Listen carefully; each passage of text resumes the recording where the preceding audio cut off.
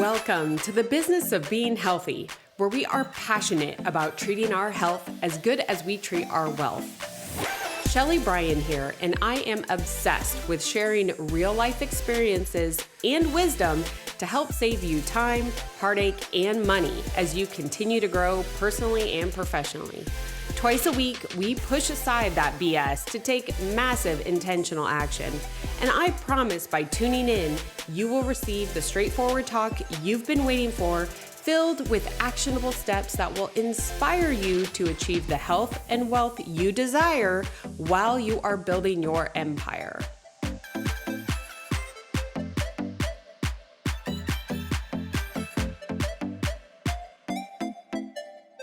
Welcome back to another episode here on the business of being healthy. And today's guest is one that honestly, I just came across, and this has been a theme for me this year. When I see someone that I can absolutely tell without a doubt that they are inspiring other people, I want to bring them on the show and have them share their story so that they can inspire our listeners. And this isn't going to just be your fluff episode. I am telling you, this is going to be tactical. This is also going to be real world, because that's what we're here to do, is share those stories to help you achieve your success faster. So I am so excited to welcome Risa Kostis, who is a seasoned style expert, a speaker, and an entrepreneur based here in our beautiful city of Phoenix. She is the founder and top Arizona stylist of, well, we're going to call it the new one, Risa Kostis Creative. She is going through a rebrand, and oh my gosh, we are so going to get into this. I cannot wait. She is also the CEO and co-founder of the Rescue Kit Company, which is a fashion emergency kits for brides and beyond. Now, she is known for her keen eye for closet editing, as well as organization and preparing everyone for those big special moments in their life. Now, she comes with a wealth of knowledge, and she is so gracious to share it with us today. So, Risa, welcome to the show. Thank you for having me. That was an awesome intro. Well, absolutely. I mean, it's very easy when you're an awesome person. So, Risa, let's dive in here, because I was just reviewing your social media, and don't worry, everyone listening in, I'm going to link it down below because I do want you to follow her. But I saw a post that you were like, "Welcome 2023, I'm coming in." What did that post mean to you? What were you thinking when you created that post? Yeah, well, I mean, I think a new year brings a lot of energy and excitement for a lot of people. I wanted to come into 2023 feeling like a big bad version of myself. It was just like, I think you're referring to the one that was like 2022 was cute and all, but look out 2023. And that was just really a signifier of what I am planning to do in my life, how I'm planning to live, and the direction that my businesses are going to go. 2022 was definitely a year of experimentation. And when you've been an entrepreneur for almost 10 years and been in that like startup space, I've been in the startup space since I was literally 21 years old. I started my first business when I was 21 doing hair and makeup for weddings. And I've always had this kind of like grit and hustle and grind about me. But when you've been doing it for so long and you aren't really sure, like, is this working? I don't know how many entrepreneurs are out there that ask themselves that on a daily basis, but that's something that I have continued to ask myself, even though it doesn't mean I don't believe in myself. It just means, is this working? What could I be doing better? How could I be showing up differently and bigger? And I'm always looking for an edge for myself. And I think when I started in 2022, I had a lot of great change and habits that I had built and people that I had surrounded myself with. But I was also looking for a little bit of a change of scenery and an opportunity to push myself and grow as a human, to see, am I doing the right thing? And is this the right path for me? And how could I be showing up differently for not only myself, but my clients? So I experimented. I joined a friend's startup company and helped them kind of get off the ground. They had already been in business for about a year, but they were looking to grow their team and strategize in a different way. And we actually met, this is funny, we met running a half marathon up and down Sarah Blakely and Jesse Itzler's driveway. So the founder of Spanx and her husband, who's my mentor and friend. And he said to me, like, you have this amazing fresh energy. I need you to come and work for me.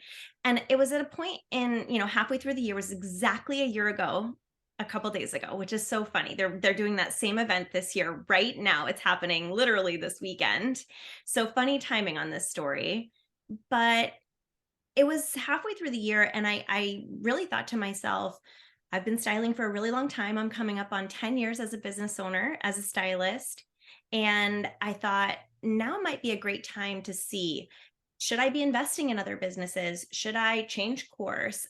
Is there something that I can learn from this person that would help me grow in my own business? Because, I do have, like you mentioned, two businesses, styling and a product line. And I think anytime you can meet somebody and surround yourself with them, if there's a lesson to be learned, or if there's business advice to be able to soak in, or just leadership skills that you might be able to take into your own business, I truly believe people come into your life for a reason, and that you should jump on those opportunities to learn and grow, and maybe take yourself away from the grind of your own thing and see what you can do differently. So 2022 was that year for me where I took risk. I pulled back a little bit from styling. I joined this mental health and wellness app. And I will say, hands down, pulling back, almost like taking a sabbatical. Like, if you've ever taken a chunk of time off of either social media or your work, or just taking yourself out of your career path for a minute, you either see, wow, I was in the wrong lane, or you see, I need to go back. You see the lessons, you go back, and the comeback is so strong. And you take these experiences and you learn from these people, and you see what you can be doing better. So I can tell you without a shadow of a doubt, it was the greatest decision I ever made. I never really fully detached from styling. I still had some clients here and there, and I still dabbled in it. And I kept it in the wings, because I think in the back of my head that I would end up back there. But there was this unbelievable transformation that I made as a human. I started prioritizing my wellness. I started changing up my routines and habits. I changed my morning and my evening routine. I did things like go and get a hair test to figure out what I should and shouldn't be eating, what I needed to change about my sleep, what vitamins I was deficient in, and what I should be taking. I also took on a leadership role, which I think will really prepare me for what's to come for the future of my companies. And I started prioritizing myself in a way that I have never done before. Um, so it was great. It was like 2022 taught me the lessons, and I learned. And then I entered 2023 like, look out. And only a few months with that company in 2023, and decided, you know what, I need to really go all in on myself. I absolutely love that. And there's so much gold there. So I would even take a minute and go back, because there's a storyline there that I want everybody to pay attention to, because I think we've all lived it. I'm 43 too. I know that you just entered your 40s, right? And that 20s, right? We're invincible. And the words like hustle and grind are badges of honor that we wear, because we think to be successful, we have to hustle and grind. Yeah. And so we push and push and push. Meanwhile, our health is falling. We're doing things that maybe don't align with our core. We're gaining new experience to where we are getting clearer on what we want to do. And so I love that now you took 2022 to really dive back in, take that sabbatical, slow down and listen. I mean, that, Risa, is it's so hard to do. So I just want to commend you for doing that, because that is incredibly hard to do. But look at where you are now. I can feel it. I know that those of you listening in right now, you can hear her swagger. If you're watching this on YouTube, you can see her swagger now. So what I want to talk about just real quick, because there's so much I want to dive into based upon what you just shared. But you had mentioned running a marathon. right? That's happening. I've seen this. If you're not following Sarah and Jesse on Instagram, I absolutely would recommend it. But you ran a marathon. That's not something that like you just kind of go, okay, let me go do this. And here's what's the neat part is you inserted yourself into it. Share a little bit about that experience, because again, that takes bravery, right? Because to my knowledge, Risa, you weren't like a seasoned marathon runner and you were like, oh, this is just another marathon. You were like, you literally inserted yourself into something completely new for you. Thank you. And let me tell you, Shelly, how much of a non-runner I am. I mean, little runs here and there. I was an athlete in college. I was a cheerleader in college. I was a lacrosse player and soccer player growing up and all the things. But when I signed up for this half marathon, I had never run further than 5 miles, maybe. This was so out of my comfort zone, so out of my comfort zone. I was so uncomfortable. And not to mention, right before I left on this trip, I got COVID. So my training, I'm using air quotes, my training was non-existent because I was so wiped out. I almost thought I couldn't go.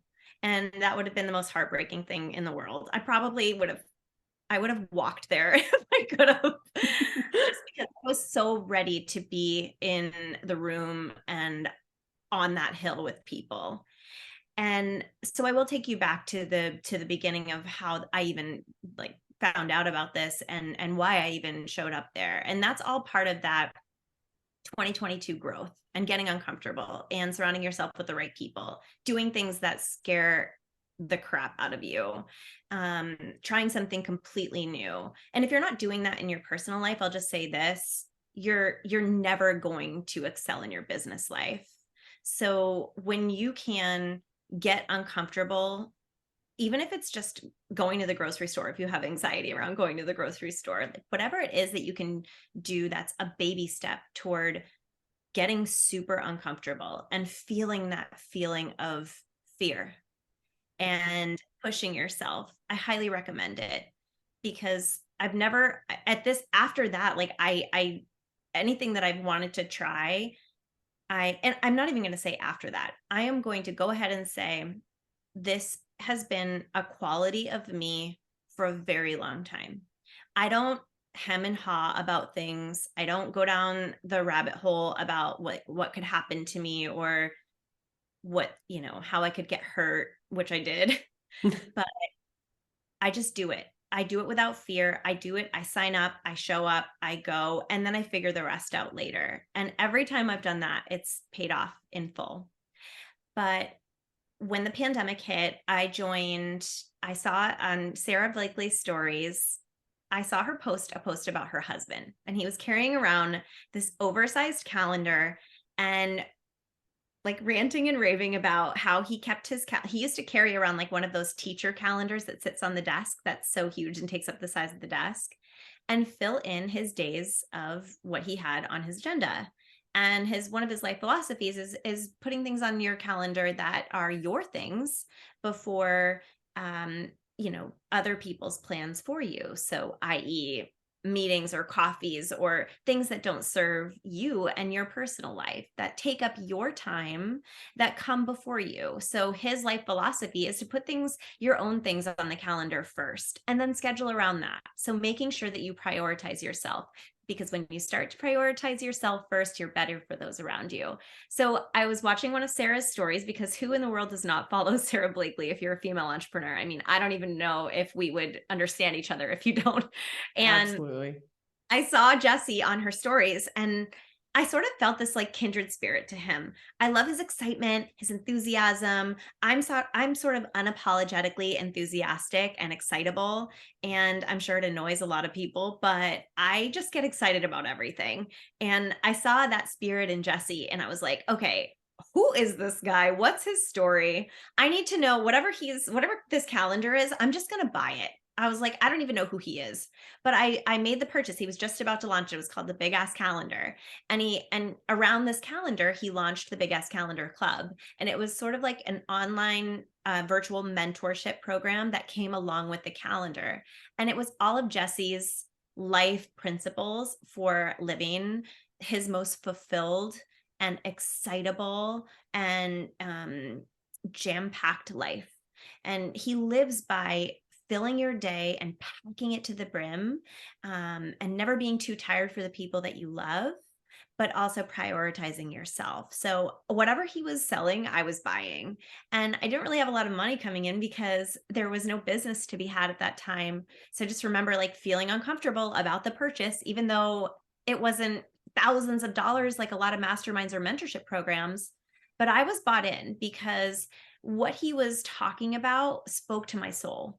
Living your life and setting boundaries, and the people pleaser in me has always scheduled my days and my time around other people. I've never prioritized myself, whether that's being a service-based business or just, like I said, a people pleaser that always wants to put the needs of others, because that's how I always seeked approval from people.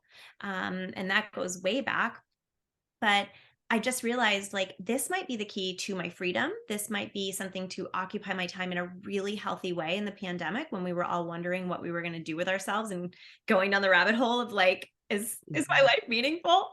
So that's how I came to discover Jesse. And I knew in that moment, I started journaling and journaling throughout that process. And I started manifesting that Jesse and I would be friends. I was like, oh, future gratitude. I'm so grateful to be friends with Jesse Itzler. We're buddies, and I would write this down every day.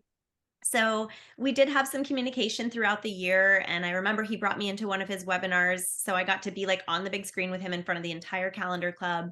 And I just felt like this connection to him, like he and I have the same idea of how life should be lived and how you should treat people and how you should exist. And Mhm.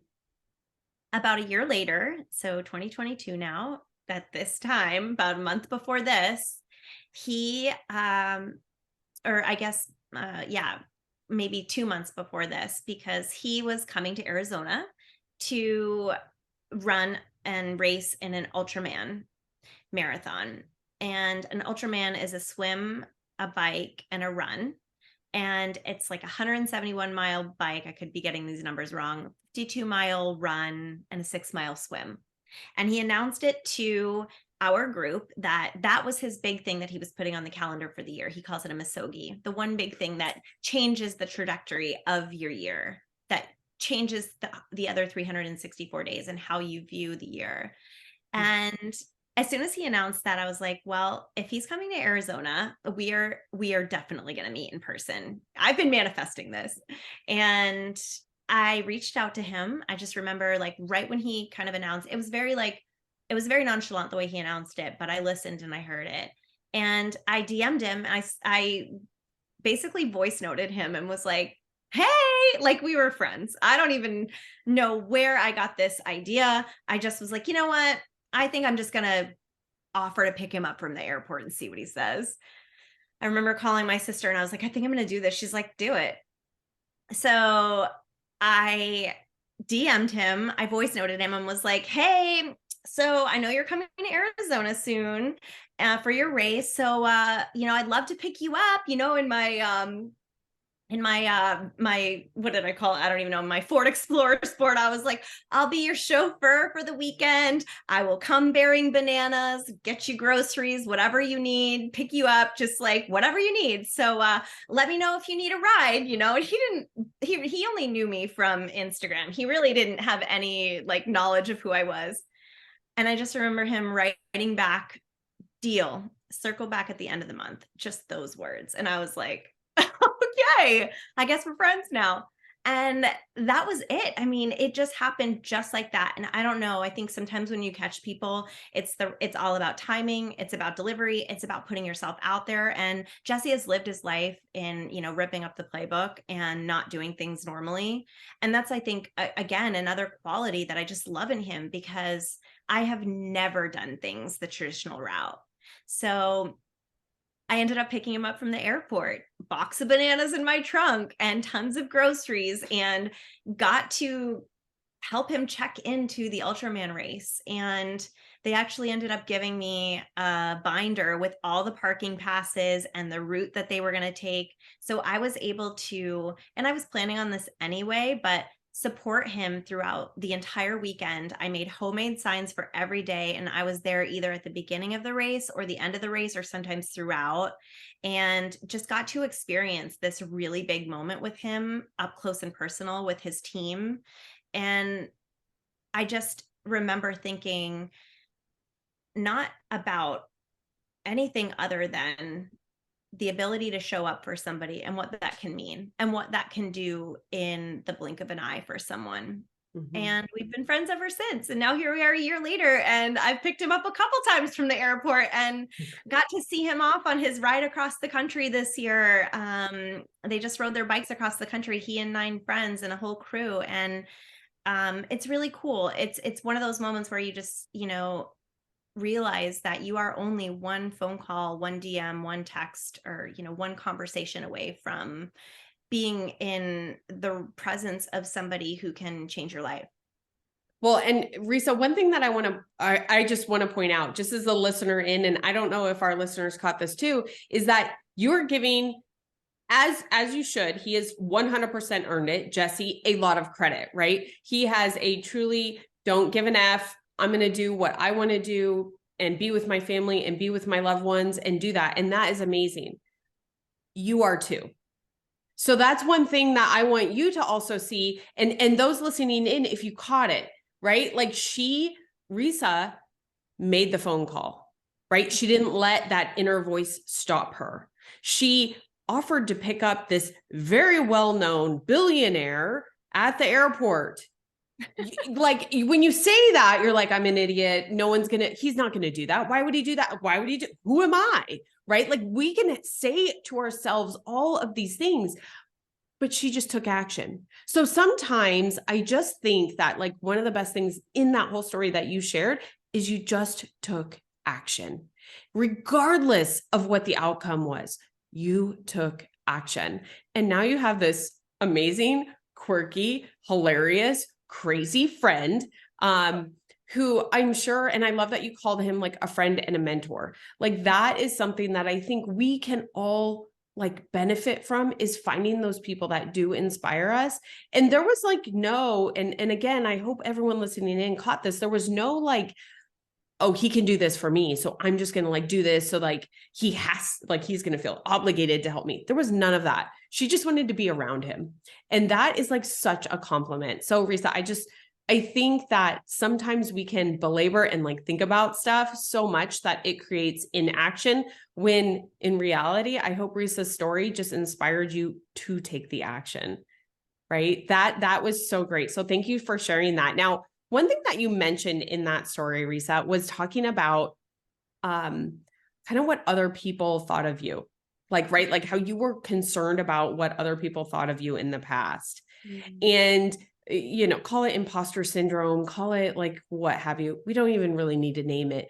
It's just a feeling that I think most of us as business owners, as women, as moms, right? Like you can go to like my mom's out there, like you see all the moms in the parking lot, and there can be a comparison game that comes up. You go to a business networking meeting and the comparison game can go up based upon like the environment and how it's set up. And that can be debilitating on its own. And I know that you have had a lot of growth in this area. And so, what I'd love for you to share is how you got that growth, and maybe even some like slip ups where you like kind of fell back to then have to go forward, if that happened, Risa. Ugh, when doesn't that happen? It happens almost every day. Yeah, all the time. I would be lying if I said I was cured from that. I experienced a lot of bullying in my young years. I was really tortured as a kid, and it continued through high school and sometimes even after. And I speak openly about this because what happens in our past, of course, it doesn't define us unless you let it. That's really up to you. And for a long time, it did for me. It defined me. I chose people pleasing because I thought that's how I'm going to be accepted. If I do for others and I bend over backwards and I sacrifice myself I will show people that I am worthy of their friendship, or that I'm worthy of getting this particular job, or whatever it may be. And it really scarred me for a long time. But I think the older we get, well, I always say like the 40s are just magical and they will set you free. And nobody really tells you that. Like you'll read about it here and there, and we're starting to talk more openly about it now. But when I was younger, nobody really prepared me for like what each decade would bring and the rises and falls that I would have throughout those years. But the 40s really bring this like sense of freedom and sense of self. And they also help you create boundaries because you've been through a lot of the ups and downs. Like you said, the hustle, the grind, the people pleasing of the 20s, the thinking that you have it all figured out, and then maybe really falling from grace and having to bounce back from something, whatever it may be. So for me, I mean, I think boundaries is the first thing that I would say. Boundaries are the first thing that I would say that have set me free from the people pleasing tendencies and feeling like I might be judged by others, or that others' opinions even matter.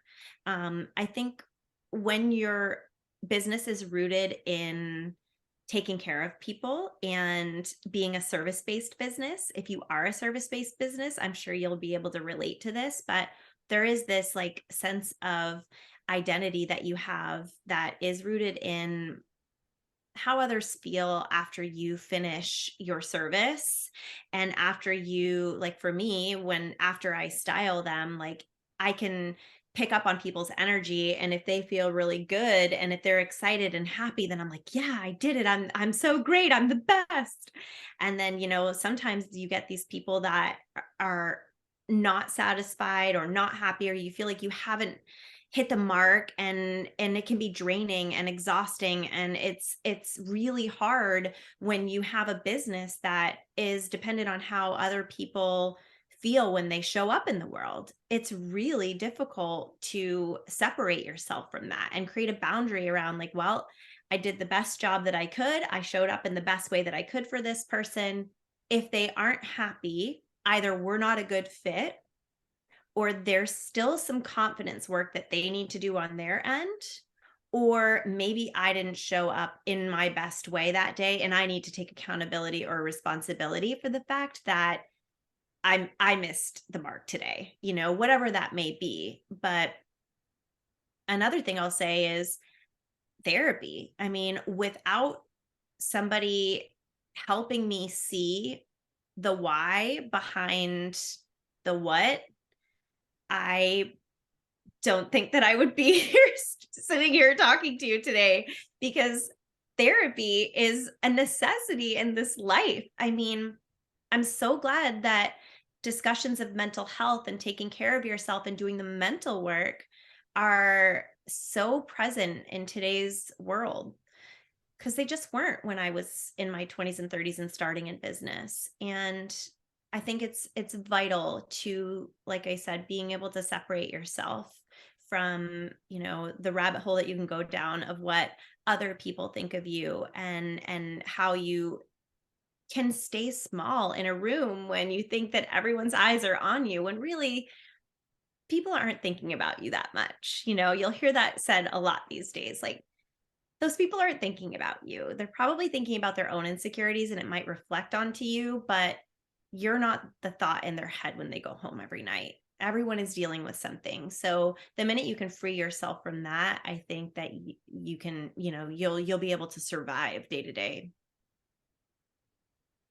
It's one thing. I just love this conversation because you're right. It doesn't get spoken about enough. And I want you to share your story. But before, this is one thing that I am just so passionate about. When you take care of yourself, right, you're actually even elevating your ability to take care of others, right? But you have to take care of yourself first. And so whatever that looks like, right? If it's therapy, if it's breath work, if it's working out, if it's taking 5-minute break before you step into a meeting, like whatever that is, it's so important, because you got to put yourself first. And it's a hard thing to do when we have been trained, right? And kind of ingrained, or maybe listen to that little voice that is saying like, no, after this, then you, after them, then you, right? It needs to be you first. Now, one thing, and I want to share this story just to kind of help people like create that connection. And I'd love for you to share one too, Risa, is,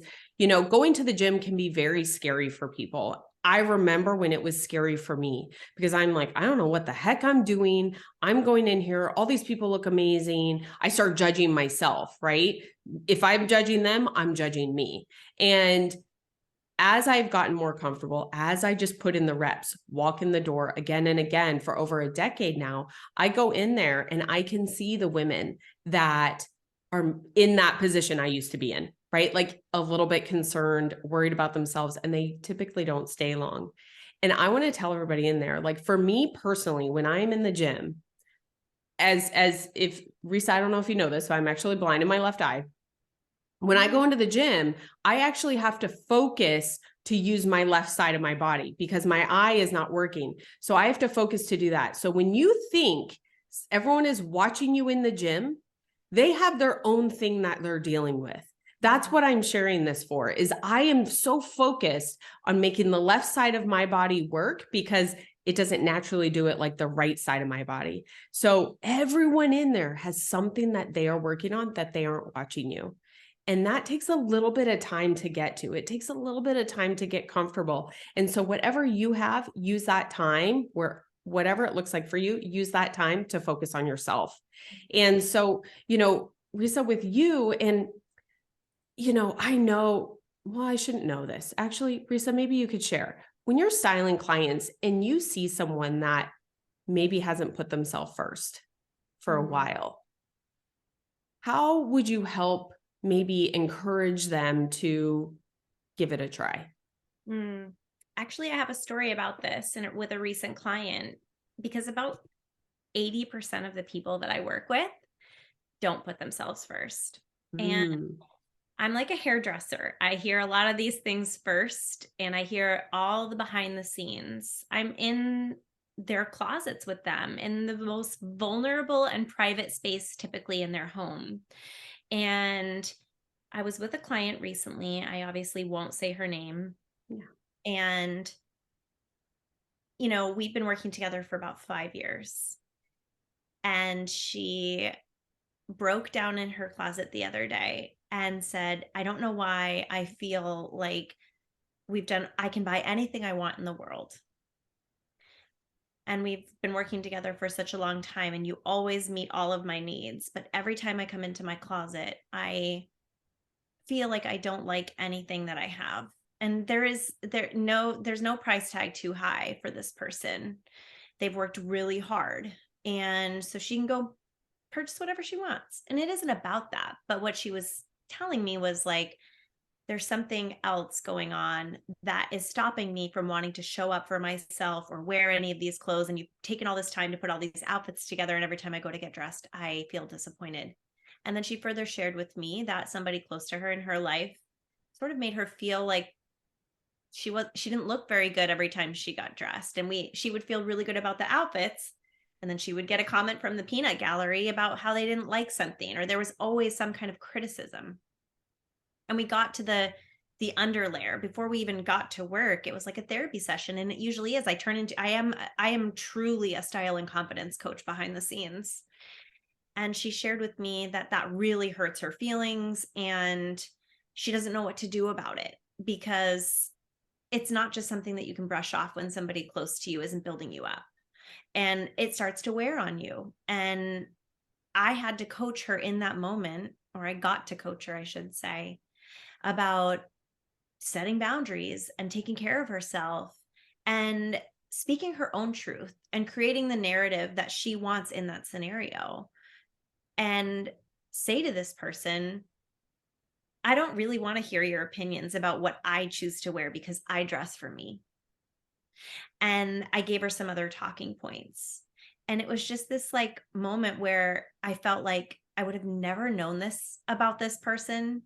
And she broke down. There were tears, there were hugs, there was conversation around the vulnerability that she feels when she gets dressed, even just to go to the grocery store. Mm-hmm. So I would imagine that if this is happening to people right underneath me that I didn't even know, that it's happening to more people than are sharing.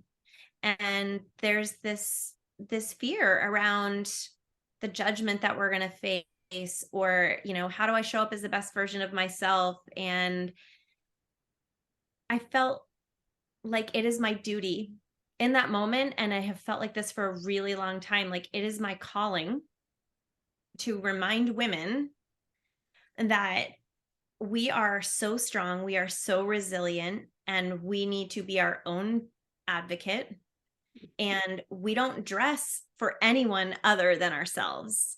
And it's my duty to build women up and to cheerlead for them and to work within the constraints of their budget, their lifestyle, their needs, their wants, where they're going, what they're doing, and help them just gain this confidence that so many people, I think, are lacking when they go just to put on an outfit. And Risa, one thing, gosh, I just think it was a subtle nuance that you had mentioned about like coaching her what to say to someone that wasn't supporting her. And I know that this is this is a passionate topic for you, right? About boundaries, but also who you surround yourself with. And as cliche as it might sound, we hear this all the time, right? You are who you surround yourself with. I really want, if you're open, would you share with us how changing those surroundings, maybe for you, maybe 2022, you had shared a little bit of that surrounding who is in your circle, how that has affected? Because I think so often we can say like, yep, you are who you surround yourself with, right? But like actually share what happened when you changed who you surrounded yourself with. Let's give that like validity to actually taking the action to do it. And this is a brave step, I think, to do, because think about people who have been friends with their high school or nursery school friends, and they don't necessarily serve them all the time, or maybe they do, and that's great, but if it's an unhealthy relationship with somebody that you've had a long-term relationship with, there is this fear. It's like maybe leaving a spouse or a significant other that you just feel like, well, it would just be easier if I stayed. Easier for who? You know, I just have to ask myself that. Like, I'm in a different position. I'm a single woman. I'm going to be 42 this year. And I'm sure that people are thinking, well, it's easy for you to say, you have a solo life. You can sort of just pick and choose and do your thing. You don't have like a family unit that's close to you that there other dynamics are brought into. But I have chosen this life because I have had the ability to exit people from my life, even though it hasn't been easy for me. I was engaged at one point. I had to make a conscious decision to leave that relationship. And let me tell you, it was really difficult, even though ultimately it was the best thing I ever could have done. But I have been practicing this purging of toxicity from my life, I would say, since I was 10 years old. I mean, it has been a practice for me, but it's taken a really long time to have the courage to do it. And 2022 was one of those years where I allowed people in that I knew were going to be lifelong people. And it's hard to do in your 40s, I think, but I do think that that's when you find, like, after you do all the digging, you find like the rare gems of people, and then you hold them really close.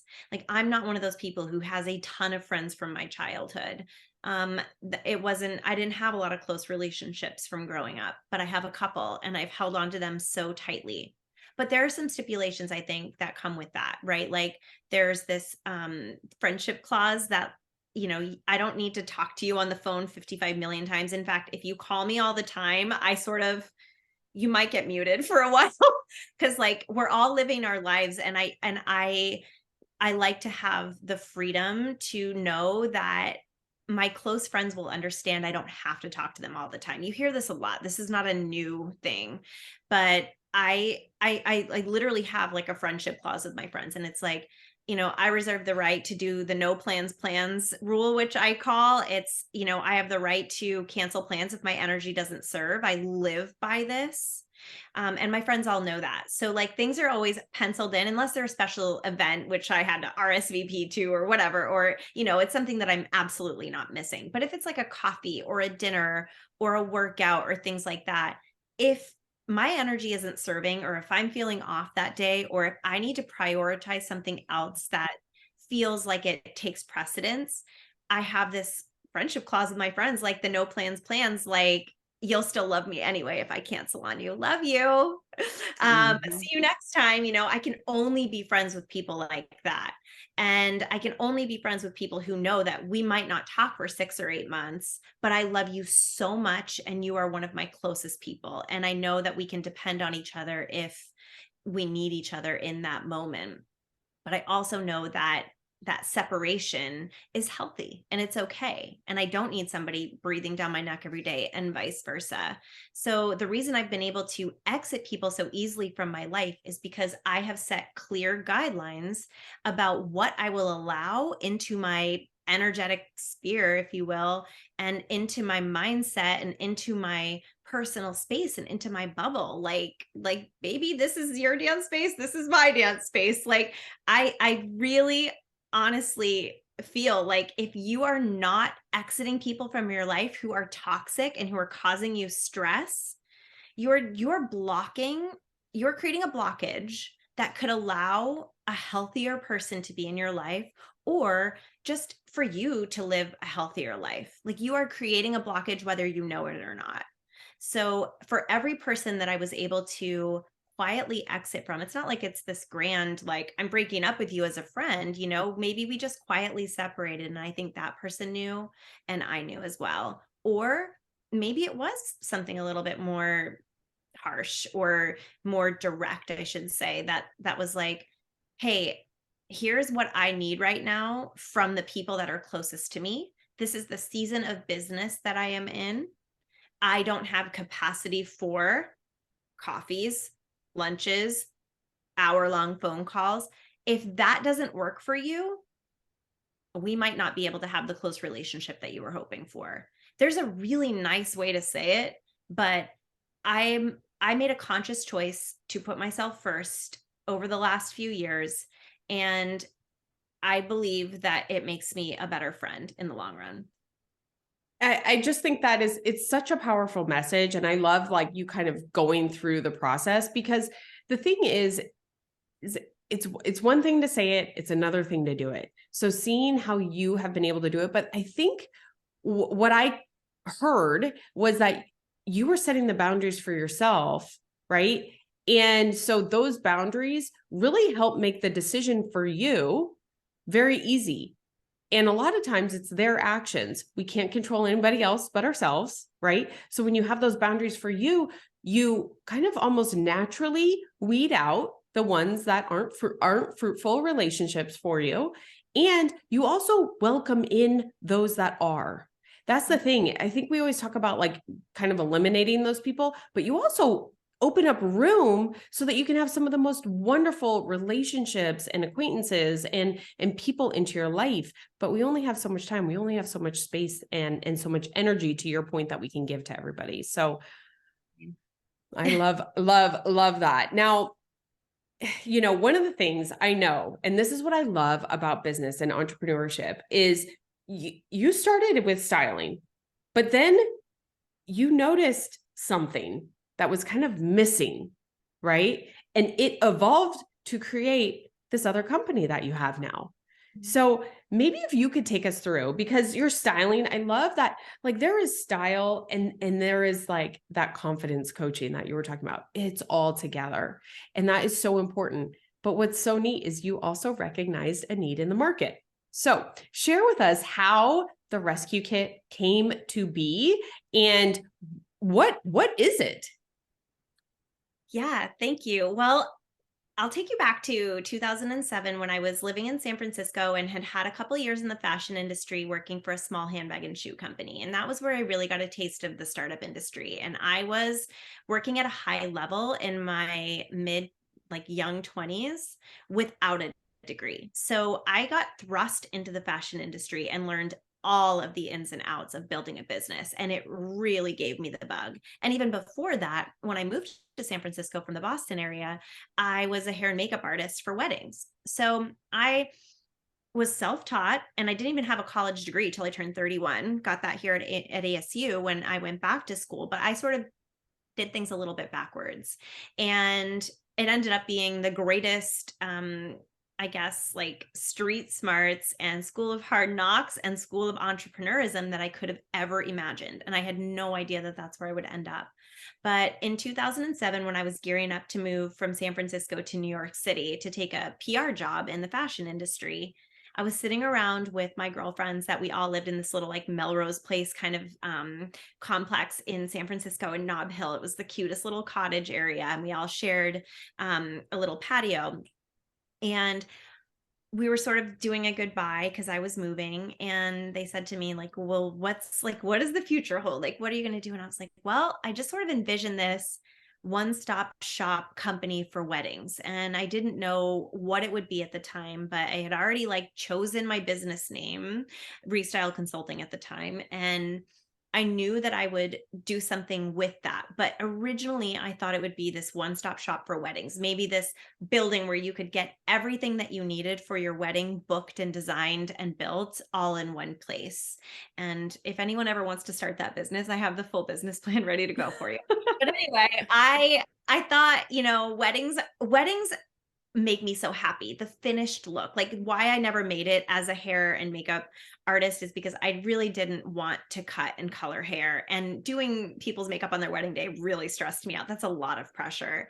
But I knew I needed to sort of dabble in everything. I shouldn't say I knew. I was starting to put those building blocks together and connect those dots, but I didn't know that it would lead to what it's led to today. So I had said to these people, I know I want to work in the wedding industry. So then I went off to New York and I did in-house PR for a women's clothing line, not wedding related, and did that for about a year and a half. Moved here to Arizona, got my degree, and took myself to Italy for a few months to really think about what the goal was going to be, and what kind of business I would launch, and came back and started my styling company. And at the beginning stages of the styling company, I would do whatever I could do to get my name out there. I threw all the spaghetti against all the walls, and I did family photo shoot styling, closet clean outs. I even planned people's weddings at like venues like the Monte Lucia and El Charro. And, I don't even know how they allowed me to do that because I wasn't even a proper wedding planner, but I knew how to execute the wedding day. I had been around weddings since I started singing in them when I was 10, and I just knew I could do it. And I had tons of event planning experience doing trade shows and pop-up sales for the handbag and shoe company. So I knew how to execute an event. And this was before they were really only allowing like the best of the best wedding planners to plan at venues like that. But I did it, and they went off without a hitch, and people trusted me. So I was gaining all of the experience I needed in the bridal industry, the wedding industry, and the styling industry. So at this point now I've done everything in fashion. I've done PR, so I know how to market. I've done hair and makeup, so I understand the finished look. I've styled. I've, cleaned out closets. I've basically coached people. I've been on set for hundreds of photo shoots. And I just, I knew that all of this experience would come in handy at some point. So when I started Restyle in 2014, I dabbled a little bit in the bridal styling and started to curate this kit, this professional kit that I would take with me on photo shoot sets, to wedding days, and any commercial sets that I was doing. And just whatever I was working on, this kit never left my side. And I built it based on what I experienced I needed, that was needed on the set. So it could have been anything from glue dots to double stick tape to, hairspray to whatever it was. And this kit just became my lifeline for solving problems. And I realized that people were coming to me for everything on set. And I always had it. I had like my Mary Poppins bag of tricks, and it was invaluable to executing the perfect day. So after really realizing that there is this need for dressing brides and being there and present on the wedding day, getting them dressed, making sure that they look perfect, making sure the professional photos are perfect. So everyone can stay in their places. The photographer can stay behind the lens. The planners can stay on the decor and, work with the on-site event coordinator. I was hired to be with the bride and be there on the day of to make sure that she had everything she needed and she looked perfect. Because honestly, the pictures in the video are the ultimate ROI for your wedding day. So how you look is really important. And brides prepare for a year plus or minus for this day, and it's a huge investment. So I saw it as even more important than a brand photo shoot, because this is maybe only happens once.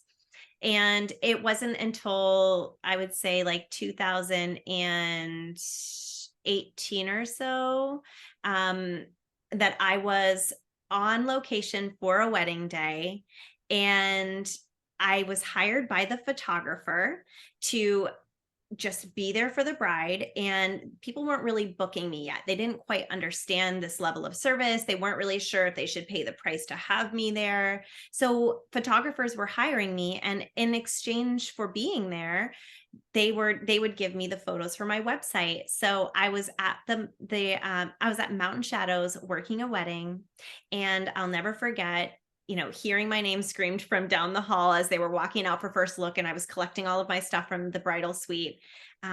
Hearing my name screamed like, "We need you." And one of the bridesmaids coming running down the hall, and somebody had stepped on the back of the bride's dress and completely broken her zipper. And this was on the way down for first look. So she hadn't even made it to her man yet and hadn't even walked down the aisle yet.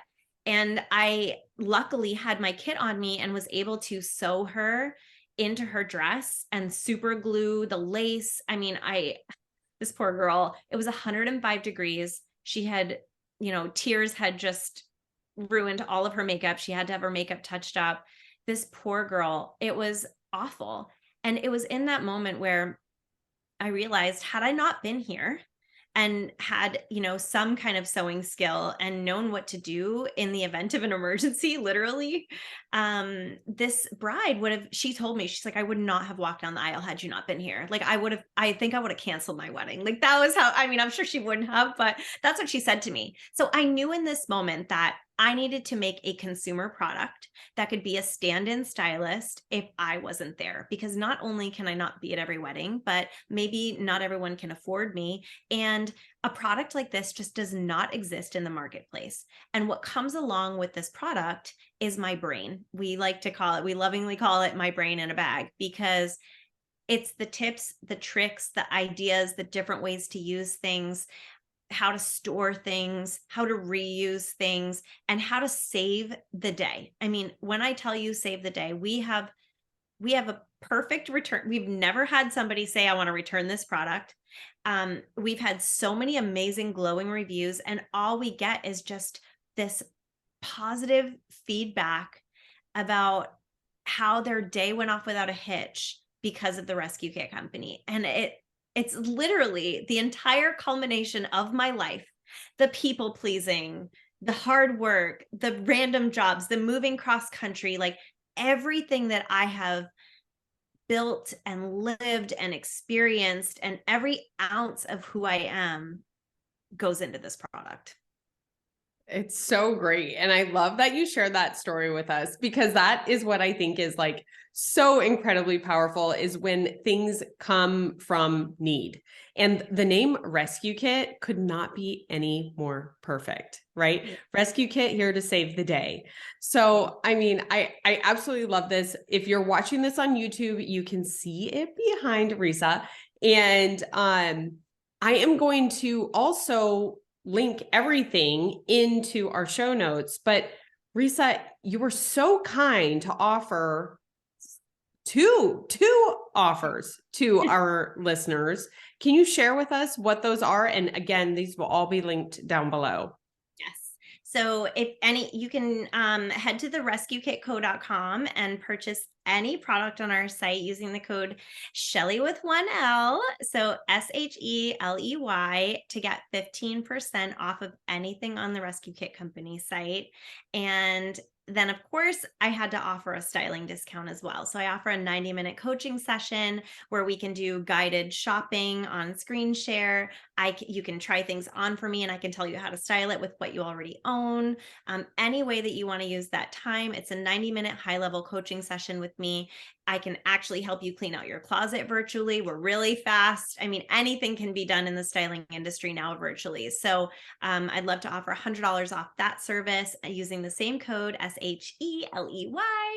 And you can head to risakostis.com to redeem that.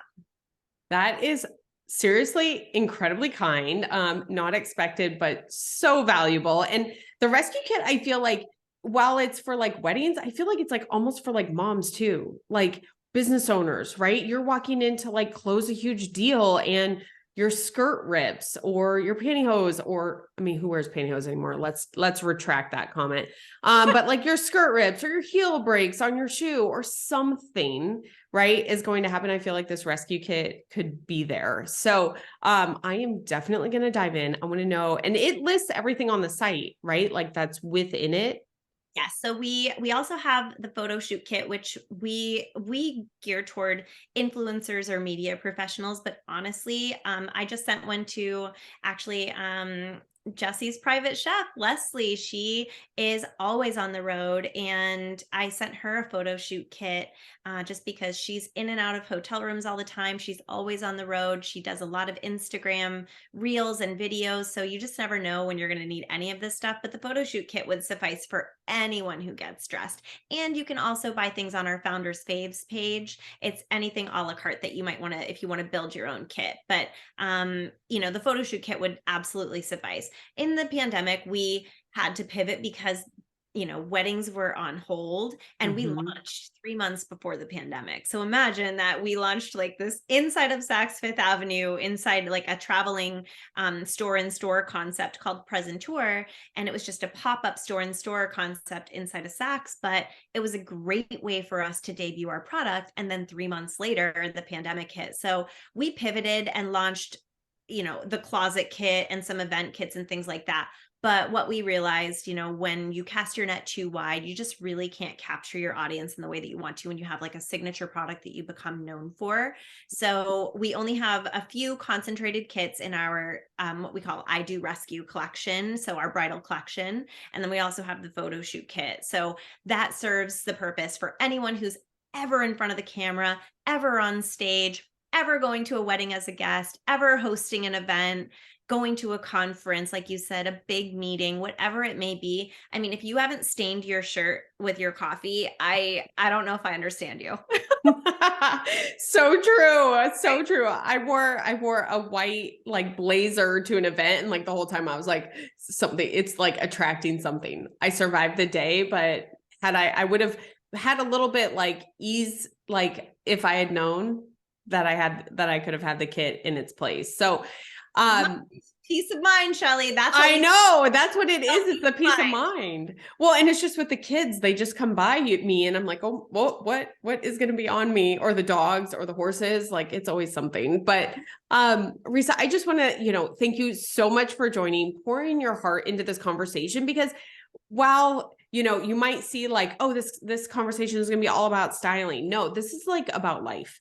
And this is about being able to share those wisdom and those experiences that you've had with others. So I just want to thank you for pouring your heart into this show, this episode, and our listeners. And thank you for the discount codes. Now, where can everyone find you? Where is the best place for everyone to follow along with you?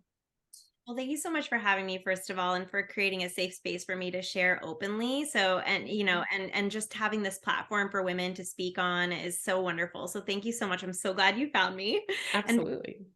And everyone can find me on Instagram at Risa Kostis, and then at the Rescue Kit Co. And then, of course, on my website, risakostis.com, or therescuekitco.com as well.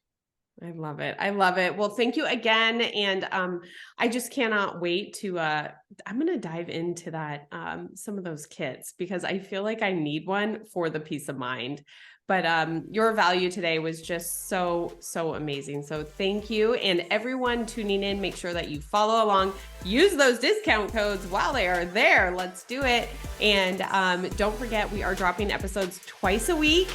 So make sure that you are tuning in every Tuesday and Friday.